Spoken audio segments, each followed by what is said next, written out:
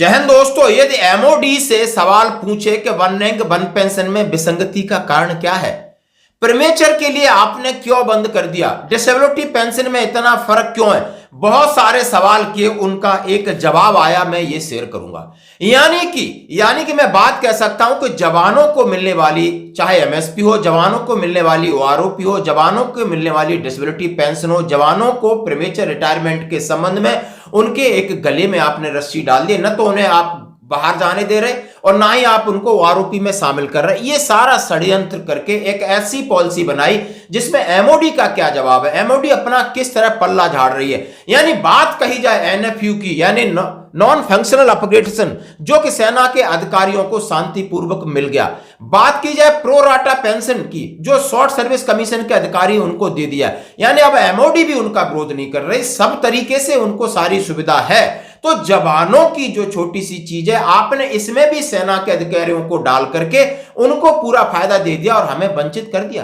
क्या आपको आरओपी 3 में लग रहा है हमें कोई फायदा होगा? इसमें हम पहले बात करते हैं कि कुछ जो सवाल किसने पूछे और एमओडी के क्या जवाब आए, इनके ऊपर थोड़ा सा विचार विमर्श करते हैं कि आखिर हम चूक कहां है, हमारी भूल कहां है, हमें क्यों फायदा न हुआ न आगे होगा। इसका मूल कारण पे आज हम एमओडी के जवाब से आपको रूबरू कराते हैं। दोस्तों, जैसा कि एमओडी है government of India ministry of defence the principal control defence account pension का ये जवाब है और ये अप्रैल 2023 का श्री केपी सिंह किशनगढ़ बसंत कुंज ने आरटी डाला था का memorandum of demands from jawan and जेशू for ROP and various other problems. उन्होंने अपना मेमोरेंडम दिया और सीधा एमओडी का दिया कि आप इसमें जवाब दीजिए, तब उन्होंने आरटीआई डाला तो उनका क्या जवाब आया। Please refer to your grievance registration cited above vide your representation so and so has been received point raised in your representation are broadly related policy issue of the officer is only implemented agency of Government of India MOD order related pension matter of defense forces person only Government of India MOD take a view our point wise। उन्होंने कम से कम 15 point डाले थे। उन्होंने क्या क्या जवाब दिया? उन्होंने कहा है सबसे पहले पॉइंट 1 का उन्होंने फिटमेंट फैक्टर के बारे में बात किया, उन्होंने कोई जवाब नहीं दिया। पॉइंट 2 में उन्होंने पूछा है आखिर वन रैंक वन पेंशन में हमें फायदा क्यों नहीं हो रहा है, क्यों नहीं हुआ, इसके बारे में एमओडी कहती है government of India MOD has notified OROP for defence personnel with effect from 1/7/2019 vide letter dated 4/1/2023 based on the same principle and policy of previous OROP. Accordingly, table for different rate of pension under one rank one pension along with implementing instruction have been issued in Government of India MOD letter dated 20/1/2023. OROP rate are calculated on the basis of average of minimum pension and maximum pension rate for a rank of a particular qualifying service from the live data of retirees of 2018। उन्होंने कहा है OROP 2 में इसलिए नहीं बढ़ा कि हमने 2018 का एक लाइव डाटा लिया और लाइव डाटा के से कैलकुलेशन किया। क्या कैलकुलेशन किया कि मैक्सिमम और मिनिमम का एवरेज कर दिया। यदि मैं एक हवलदार या ऑनरी नायब सूबेदार या मैं MSCP 1 नायब सूबेदार की बात करूं तो इन्होंने, आप देख सकते हो टेबल नंबर 7 में 24,825 उसकी बेसिक पेंशन फिक्स की है, जबकि आप समझ सकते हो 2012, 13, 14 की 26,700 बेसिक पेंशन है, उसकी 26,700 बेसिक पेंशन है। अभी हुआ क्या है, अब 2018 में उन्होंने क्या किया कि 2.57 जो फैक्टर है 7th पे सीपीसी का लगा करके सबकी बाट लगा दी। हम आपसे आराम से कह रहे हैं कि 2015 वही बंदा, 2 आदमी साथ में सर्विस कर रहे हैं, एक नायब सूबेदार होकर 2015 में रिटायर्ड हो गया है और एक सूबेदार होकर 2016 में रिटायर्ड हो रहा है। 15 वाले की पेंशन ज्यादा है जबकि इसका रैंक बढ़ा है। इतना गंदा फर्क है, इतना गंदा फर्क है, आंख बंद करके विसंगतियां सामने दिख रही हैं कि 2016 के बाद ऐसा उन्होंने फैक्टर लगाया और ऐसी पॉलिसी बना दी एवरेज कर करके कि 2016, 17, 18 अभी यानी 2023 ओआरओपी 3 में भी आपको इस तरीके से कोई फायदा होने वाला नहीं है। क्यों नहीं होने वाला, जरा आप देखिए। ओआरओपी 3 में यदि मैं ऑनरी नायब सूबेदार उन्होंने 24,825 पे फिक्स किया 19 में, 5 साल वो जा रहा है जाके लगभग 2700, यानी उसको थोड़ा बहुत फायदा होगा किसका, इंक्रीमेंट का। जो हर साल आपको इंक्रीमेंट 3% लगता है, आप 5 साल बाद पेंशन रिवीजन हो रही तो 5 तो ये 15% का आधा भी कर दोगे तो 7.5% बढ़ता है। इस तरीके से आप OROP3 की आप ये टेबल देख सकते हो कि इसमें मुश्किल से किसी का 1600, किसी का 1800, 2000, 2500, ये टेंटेटिव टेबल है, मतलब इसी गणना पर है, इसी पॉलिसी के ऊपर है जो कि 2018 को बेस रखा है। यहाँ 2023 के कुछ लाइव डेटा लेकर के कैलकुलेट करने की कोशिश की गई है। मतलब टेंटिवली यदि कोई बहुत बड़ा बदलाव नहीं होता है तो इसमें आपका यही है जो कि एक DA के हिसाब से भी बहुत कम बढ़ रही है। अब इसलिए इन्होंने अपना पल्ला झाड़ा। फिर इक्वल MSP के बारे में पूछा तो बताया कि equal military service pay to JCO, ICO and JCO war is matter of pay and rest with executive authority service headquarter. बोला ये एग्जीक्यूटिव अथॉरिटी ने जो डिसीजन लिया है, हमारी इसमें कोई पॉलिसी नहीं है, जो डिसीजन है उसी पॉलिसी में जो कमीशन अफसर है उनकी अलग है, JCO और OR की इकट्ठा कर दिया है।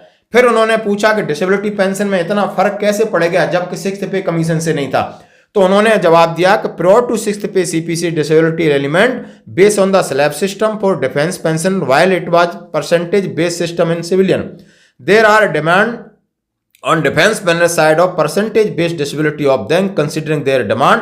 उन्होंने कहा है अभी हमने परसेंटेज बेस कर दिए इसलिए, और उन्होंने बहुत सारा हवाला दिया।